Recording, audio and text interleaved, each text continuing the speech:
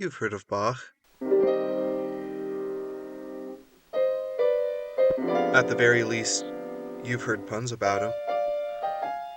When anyone lists the famous classical composers, your Mozarts and Beethovens, your Chopins and Debussys, you're sure to hear Bach's name thrown in there as well.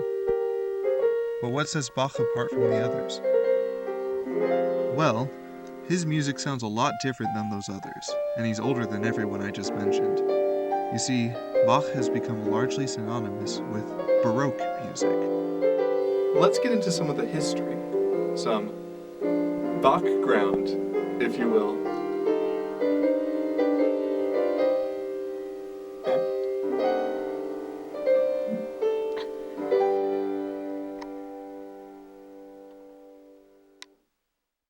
Repertoire of the Western classical tradition is usually split into three-ish eras: the Baroque period, the Classical period, and the Romantic period.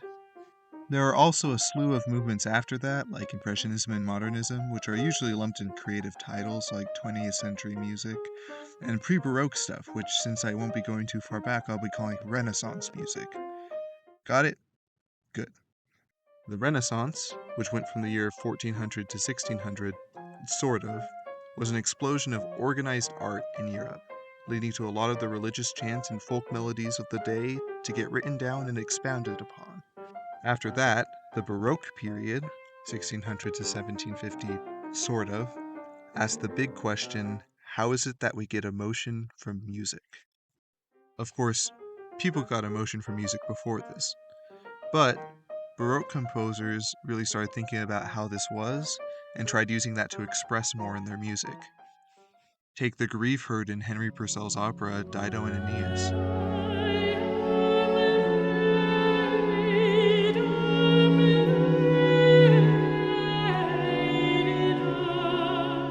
Or the dread in Antonio Vivaldi's Four Seasons.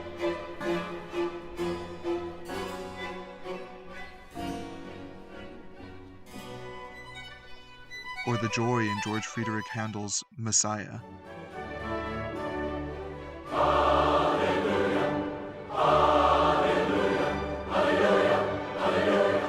You've probably heard these before. It's old, but it's some good stuff. Some characteristic sounds you'll hear from the Baroque era include a relatively steady rhythm,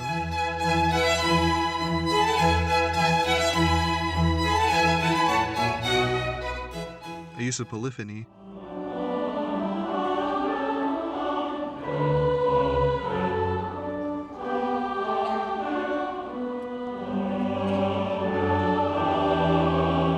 and the use of improv.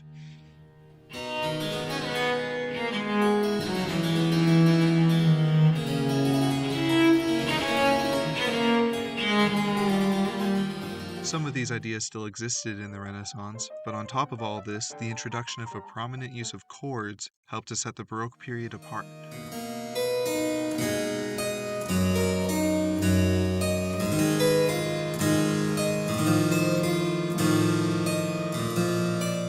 Then after all this Baroque stuff, the Classical period rolled around and asked, okay, but how do we do a lot of emotions at once? But that's a topic for another time. With all that out of the way, let's talk about the man himself. Johann Sebastian Bach was born in Eisenach, Germany in 1685, and he died in Leipzig, Germany in 1750. Remember that last date?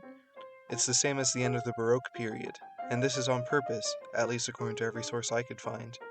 Even looking just at the bare minimum of what you'd look for in a school paper about a historical figure, you see how intrinsically connected Bach is with the Baroque period. I mean, the Baroque period died with him. Bach was a devout Christian of the Lutheran faith, with his music appearing in hymnals across most of the Christian world. He was also infamously a heavy drinker who at one time got in a street fight with a student named Geyersbach. I think both of these aspects of his unique character can be found in the emotion he brought to his music. Speaking of his music, let's get one important accomplishment of Bach out of the way. Bach's works are usually listed with a cataloging system called Bach Werke Verzeichnis, or BWV for short. This catalog's first edition had 1,080 works. Included in that are 188 chorales, 246 works written specifically for organ, and 222 works written specifically for non-organ keyboard instruments, usually harpsichord or Bach, but these pieces are now played on the piano. And more pieces have been added to the BWV catalog since then, as they've been discovered. Bach was ludicrously prolific in his works, and this large catalog found a degree of success in his lifetime. However, he may have been better known in his time as a keyboard virtuoso. He was a performer, not just a composer, which, until relatively recently, was the norm. Sure, Bach would be appointed as the court composer of King Augustus III of Poland, but much of his recognition came in courts and churches as an organist or ensemble lead. To further demonstrate Bach the performer, here's a fun anecdote.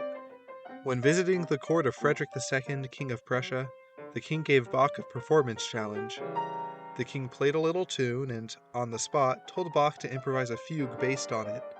Bach did exactly that. He got on the king's brand spanking new forte piano and improvised a 3-part fugue. That's 3 simultaneous contrasting melodies on his 2 hands, all improvised in front of a king. Unless you're already well acquainted with Bach, though, this probably isn't what you're wanting to know watching this video. You're probably looking for the so what.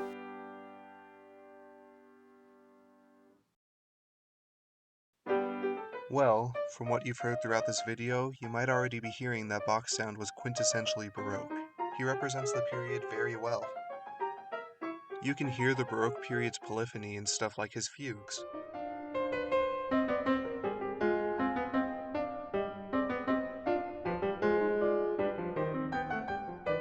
You can hear the Baroque period's improv in stuff like his minuets.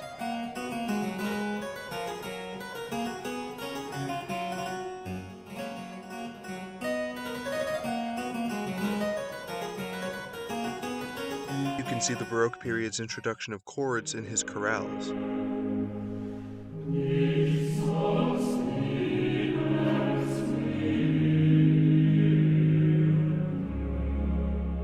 More on his chorales later.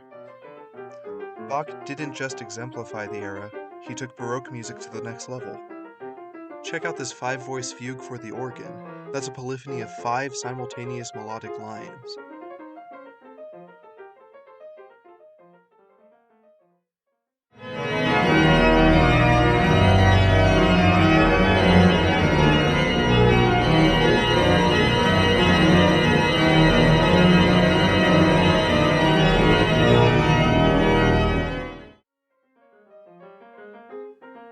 And remember, Bach was both composer and performer. He was playing and often improvising all of this. The biggest contribution of Bach, though, was how he would impact future generations of composers and performers. I don't think I've seen another composer so widely cited as an inspiration as Bach. Even John Cage brings him up when talking about his musical influences, or about him in another video. When theorists would put together the rules so often followed in Western tonal music, Bach was often the first composer they went to. That's probably why, for example, when learning 4-part harmony in theory classes, you'll inevitably see a lot of his chorales, which serve as a basis for many of the conventions of 4-part writing. From an extensive repertoire to a large footprint on music theory, Johann Sebastian Bach stands not only as a figure synonymous with an entire generation of Western classical music, but he served to shape classical music for generations to come.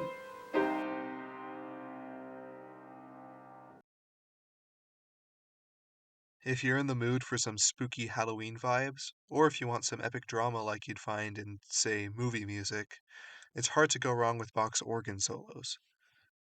Toccata and Fugue in D minor is very famous. Richard Elliott has a performance of its iconic toccata section with some Halloweeny dressing.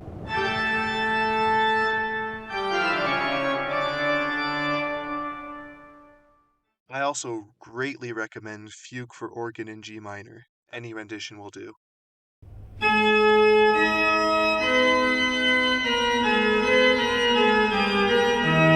Oddly enough, I found Cello Suite No. 1 to be popular amongst fans of pop music. That might be a good starting place for you, and if you want to lean even more into that pop music connection, Stephen Sharp Nelson, a cellist known for his pop covers of classical music, has a rendition titled The Cello Song.